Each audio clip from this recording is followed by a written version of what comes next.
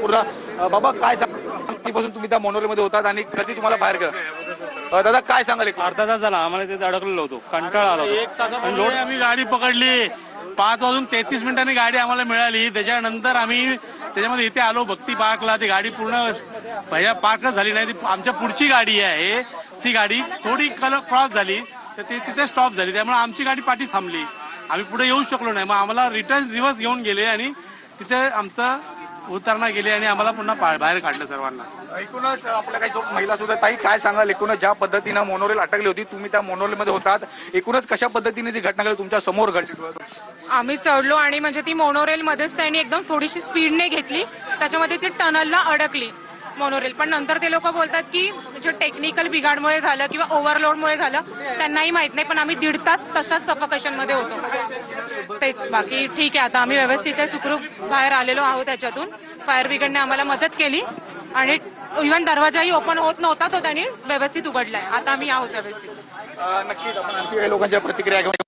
दादा कधीपासून मोनोरेल मध्ये होता, काय भावना होती, कशी परिस्थिती होती? 6 वाजल्यापासून आम्ही मोनोरेल मध्ये अडकलो होते. ते म्हैसूर आणखी भक्ती पार्कच्या मध्ये गाडी थांबली ना, ते नेमकं काही प्रॉब्लेम आम्हाला माहितीच नाही पडलेलं.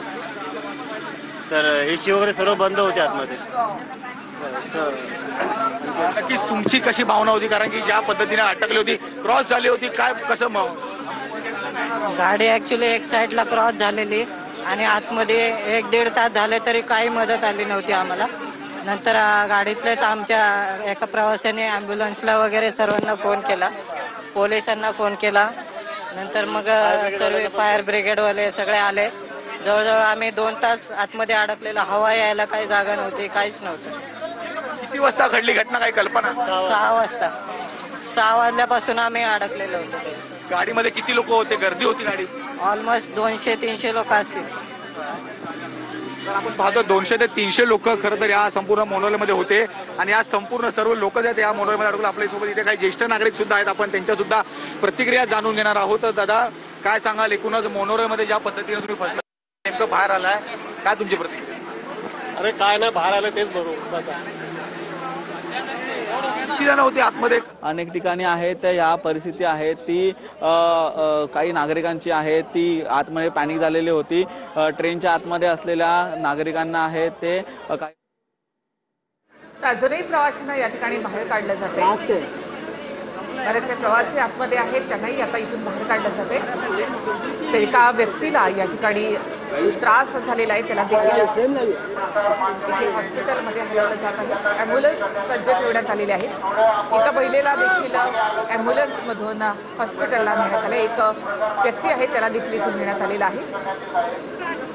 खरं तर अनेक प्रवाशांना जवळपास तासाभराहून अधिक काळापासून त्या ठिकाणी मोनोरेल थांबल्यामुळे एसी बंद झाल्याने कुठल्याही प्रकारचं व्हेंटिलेशन त्या ठिकाणी नसल्यामुळेच अनेकांना त्रास झाला. त्यात काही प्रवासी घाबरल्यामुळे अधिकच त्या ठिकाणी घबराटीचं वातावरण निर्माण. 1 घंटे का टाइम था, अभी तो मेरे को हो गया 3 घंटा इधर ही. तो रोज आप नहीं रोज नहीं, आज पहली बार आए. आज ट्रेन बनती हार्बर की? हाँ हाँ. तो जब आप लोग अंदर फंसे थे तो आपस में किस तरीके की बातचीत लोगों के बीच होती, कैसे जो धीरज दे रहे थे आप लोग?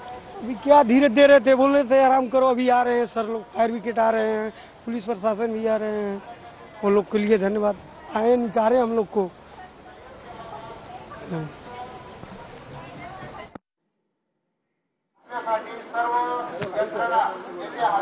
तर ही दृश्य आपण पाहतोय एक करत. आणि काही आम्हाला वाटलं नव्हतं बोला मोनोरेल भक्तीनगर नंतर क्रॉस होईल, वाटलं नव्हतं. आम्हाला वाटलं येऊन सुखरूप आम्ही चेंबूर पर्यंत जाऊ आम्ही, आता आम्हाला वाटलं होतं.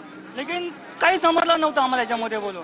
लेकिन थोडीफार आम्हाला ज्या होती, आम्ही घाबरलो होतो. आडाओरडा चालू. तर आमचे प्रतिनिधी सागर शिंदे हे देखील आता इथून बाहेर पडतायत. आपण पाहतो, आपण त्यांच्याकडनं देखील माहिती घेणार आहोत. वेळोवेळी त्यांनी आपल्याला तिथे माहिती दिलेली आहे.